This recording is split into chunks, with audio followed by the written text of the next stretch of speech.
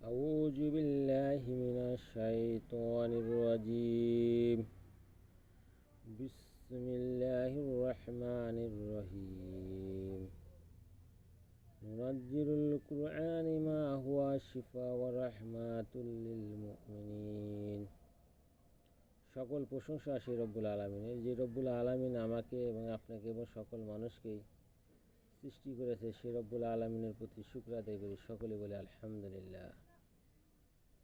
প্রিয় দর্শক ভাই ও বোনেরা, আজকে আমি আপনাদের মাঝে বিচ্ছেদকরণ মুনামুনি নিয়ে হাজির হয়েছি। এই মুনামুনি দ্বারা বিচ্ছেদ করতে পারেন অনায়াসে। কীভাবে বিচ্ছেদ করবেন সেটা আপনারা জেনে যাবেন। আমরা অনেকেই জানি যে মুনামুনি দিয়ে বশীকরণ করে, বশীকরণ সেই মুনামুনি দিয়েই কিন্তু আজকে বিচ্ছেদকরণ হবে। বিচ্ছেদটা 1 ঘন্টার মধ্যে হবে। সেটা আপনাকে মুনামুনি বাজার থেকে কিনে আনতে হবে। কীভাবে বিচ্ছেদকরণ করবেন সেটা ভালোভাবে জেনে বুঝে তারপরে বিচ্ছেদকরণ কাজটি শুরু করবেন। অজাহাত কোনো সংসারে ফিতনা ও ফ্যাসাদ লাগানোর চেষ্টা করবেন না, তাহলে আল্লাহ তাআলা আরশ থেকে আপনার উপরে গজব নেমে আসবে। গজবের আযাব কিন্তু খুবই ভয়াবহ হবে। মানুষের সংসার ধ্বংস করে দিলে আপনি নিজের সংসারে থাকবেন না। আর এই কাজটি করার আগে অবশ্যই আমার অনুমতি নেবেন, তাহলে এই কাজটি করার চেষ্টা করবেন। কারণ আপনি মন প্রক্রিয়ে জীবের চেয়ে সামনে কাজ করবেন, তা হবে না। আমি জানি না করলেও আপনারা এই কাজটি করার চেষ্টা করবেন।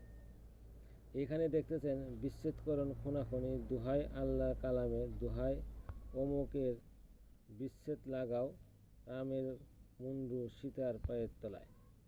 এইভাবে মন্ত্রটি আপনাকে পড়তে হবে।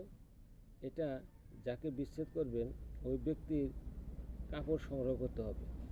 যে 2 ব্যক্তির মধ্যে বিচ্ছেদ করতে চান সেই 2 ব্যক্তির কাপড় সংগ্রহ করতে হবে। কাপড়ে এই কালামটা আপনাকে লিখতে হবে।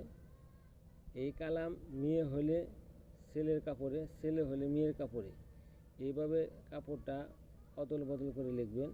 আর এই মন্ত্রটা আপনি 51 বার পড়বেন। 51 বার পরে ফু দিবেন।